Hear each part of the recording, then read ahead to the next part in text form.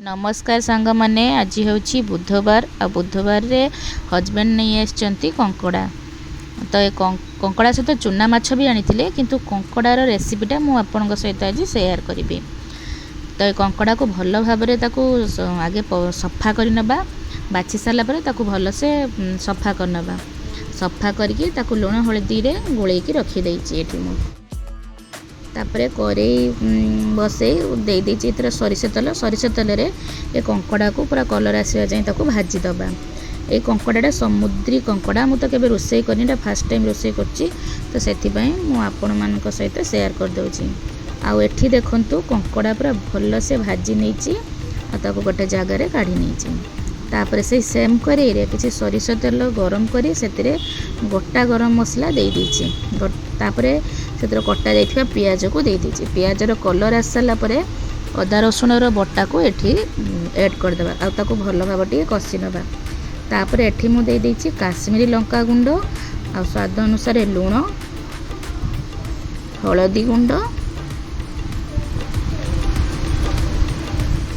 आउ धनिया गुंड सब गुंड मसला दे सारिकी ताको टिके कसी नबा भल से मसला सहित कसी नबा हल्का पानी दे देबा गुंड मसला जेमिति तळे न लागि जिवो।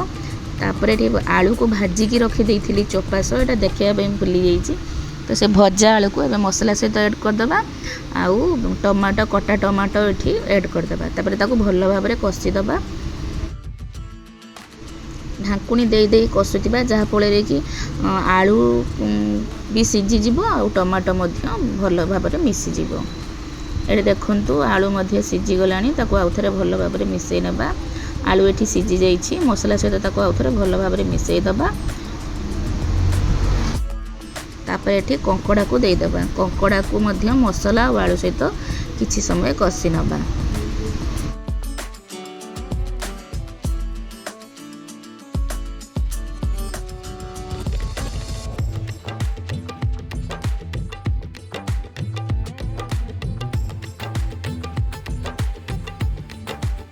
मसला सहित कंकड़ा और आलू भल भाव में मिसी सारा पर एठी नख उषुम पानी दे देबा ग्रेवी अनुसार पानी दबा पानी दे सारा पर ताकू भल भाव में एठी मिसई नबा।